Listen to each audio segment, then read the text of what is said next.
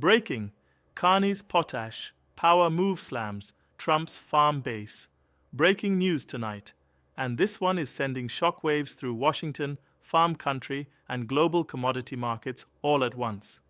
A single strategic move centered on potash has just exposed how vulnerable America's agricultural backbone really is, and why politics, trade, and food security are colliding in a way we haven't seen in years. Here's what's happening. In a calculated maneuver that's being described in policy circles as quiet but devastatingly effective, Mark Carney has backed a potash strategy that instantly changed the leverage equation between North America's producers and American political power brokers. And yes, it lands directly at the feet of Donald Trump's farm base. Potash might not dominate cable news panels, but it dominates crops. Corn, soybeans, wheat. All of them depend on potassium-based fertilizers. Without potash, yields drop, prices rise, and farmers feel it immediately, not theoretically, not months later, immediately. Canada controls over 30% of the world's potash supply. In practical terms, that makes it the OPEC of fertilizer. And unlike oil, there is no quick substitution. You can't just switch crops or replace potash with a different nutrient without serious consequences.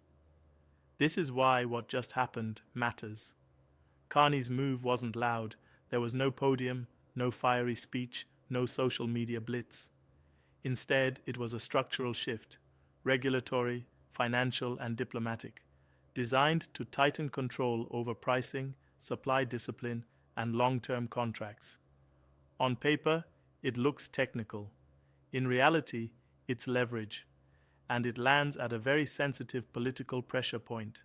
Trump's strongest remaining coalition isn't Wall Street or Silicon Valley, it's rural America.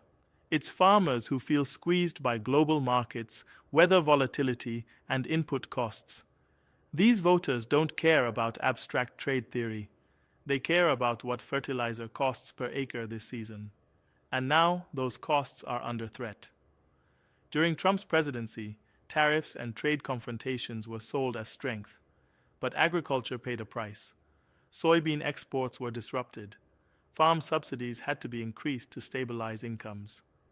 Many farmers supported the posture, but they also learned how fragile their margins really are.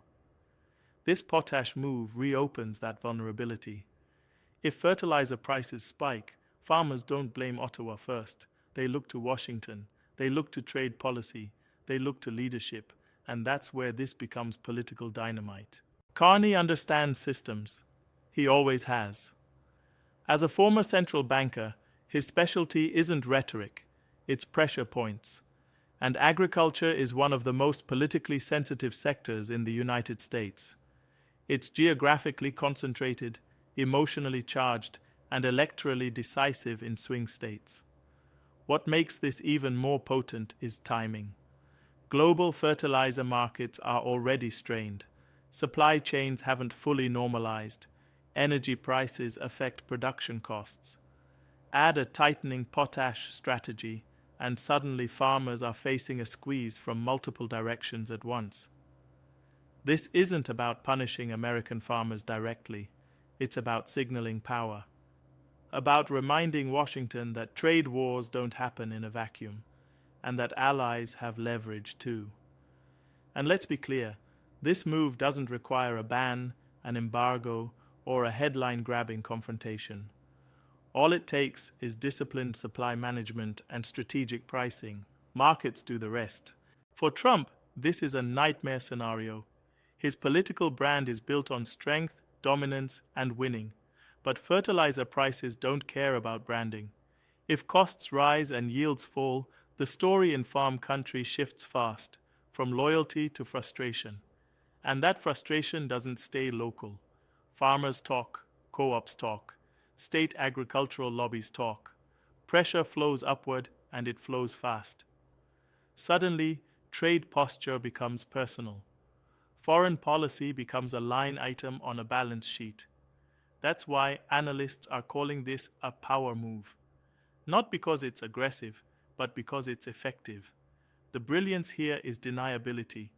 Canada can point to market fundamentals, to environmental standards, to investment discipline, to long-term sustainability.